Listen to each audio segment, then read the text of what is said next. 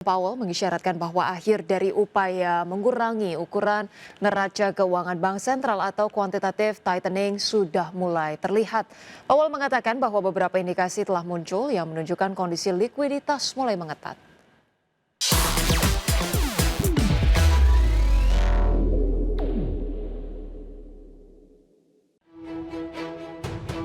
Chairman the Federal Reserve Jerome Powell mengisyaratkan bahwa akhir dari upaya panjang Bank Sentral untuk mengurangi ukuran neraca keuangan yang dikenal sebagai quantitative tightening mungkin sudah mulai terlihat.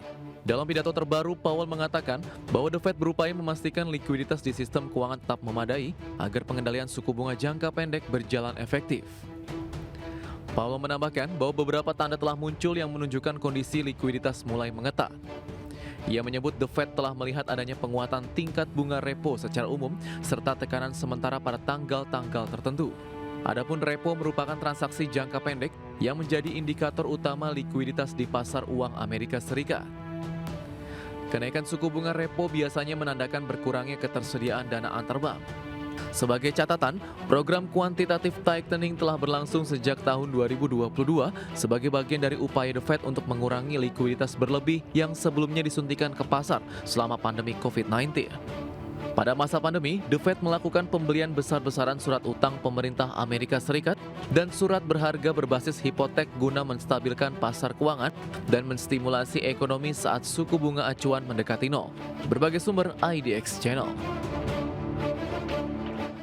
Pemirsa, harga emas kembali mencetak rekor tertinggi baru di atas level $4.100 Amerika Serikat pada Selasa, didorong oleh meningkatnya ekspektasi pemangkasan suku bunga oleh The Fed di bulan Oktober serta melonjaknya permintaan aset aman di tengah ketegangan dagang antara Amerika dan China.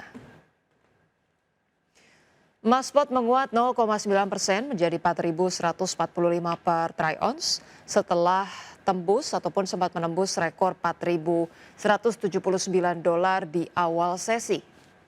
Sejak awal tahun, harga emas meroket sekitar 57% dan menembus level psikologis $4.100 untuk pertama kalinya pada perdagangan Senin.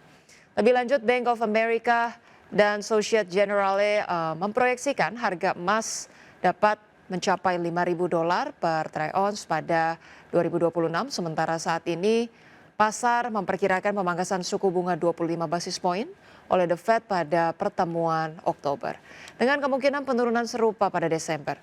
Chairman Fed Jerome Powell menegaskan bahwa kondisi tenaga kerja dan inflasi belum menunjukkan perubahan signifikan sejak pertemuan terakhir pada bulan September.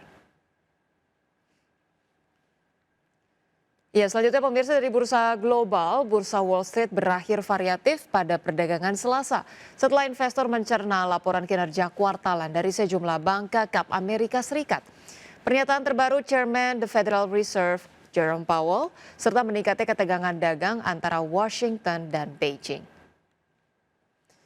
Ya pemirsa, pada akhir perdagangan Selasa, indeks S&P 500 ditutup melemah 0,16% ke posisi 6.644. Kemudian indeks Nasdaq Composite menyusut 0,76% ke level 22.521, sedangkan indeks Dow Jones Industrial Average menguat 0,44% ke level 46.270. Sementara itu dari bursa Eropa, pemirsa, bursa ekuitas Eropa melemah pada perdagangan Selasa, tertekan kekhawatiran baru terkait dengan ketegangan perdagangan antara Amerika Serikat dan China, serta penurunan tajam saham Michelin. Sementara investor juga mencermati perkembangan politik di Perancis yang tengah dilanda oleh krisis pemerintahan. Pemirsa, indeks Stock 600 ini ditutup turun 0,37% menjadi 564,54. Indeks DAX Jerman melemah 0,62% ke level 24.236 dan indeks CAC 40 Prancis terkoreksi 0,18% ke posisi 7.919. PT Pantai Indah Kapuk 2 TBK akan menghimpuni dana segar maksimal 16,7 triliun rupiah dari rights issue. Ya, adapun dana hasil right issue akan digunakan untuk menambah penyertaan saham pada beberapa entitas anak serta untuk mempercepat pengembangan lahan milik entitas anak lain. PT Pantai Indah Kapuk 2 TBK bakal menghimpun dana segar maksimal 16,7 triliun rupiah dari rights issue usai meraih persetujuan dalam RUPS LB pada 9 Oktober 2025.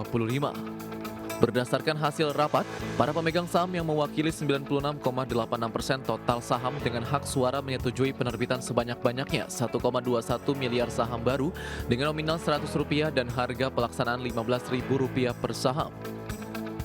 Dana hasil rights issue bakal digunakan untuk menambah penyertaan saham pada beberapa entitas anak, termasuk PT Bangun Kosambi Sukses Tbk atau CBDK, PT Panorama Eka Tunggal, PT Cahaya Inti Sentosa, dan PT Karunia Utama Selaras. Langkah tersebut menjadi bagian dari strategi memperkuat fundamental bisnis dan mendukung pengembangan kawasan Pantai Indah Kapuk 2.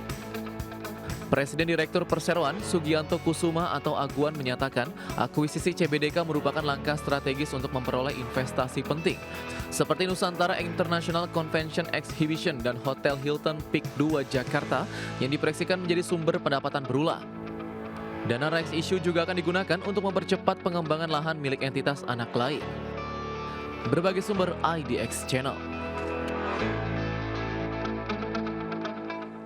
Ya, emiten pertambangan PT Central Omega Resources Tbk mengantoni lonjakan pendapatan dan laba bersih sepanjang Januari hingga September 2025 sejalan dengan kenaikan produksi perseroan.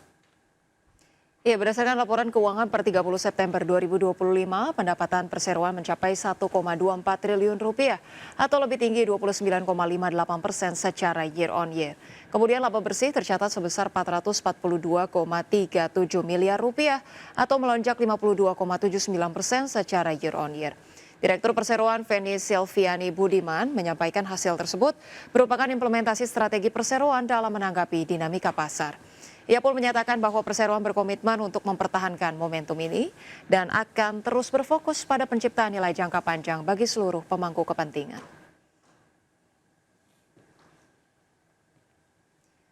Pemirsa, kinerja keuangan Hotel East Park Yogyakarta tergelincir pada kuartal ketiga tahun ini. Ya, pendapatan dan laba perusahaan kompak tertekan hingga akhir September 2025. PT East Park Hotel Tbk atau EAST melaporkan laba tahun berjalan sebesar 20,98 miliar rupiah hingga akhir kuartal 3 2025, turun 10,02% dari periode yang sama tahun lalu sebesar 23,32 miliar rupiah. Laba per saham dasar turut menyusut dari Rp5,65 menjadi Rp5,09 per saham. Pendapatan EAST ikut tertekan hingga akhir September 2025 tercatat Rp66,95 miliar, turun 7,74% dari Rp72,57 miliar setahun sebelumnya.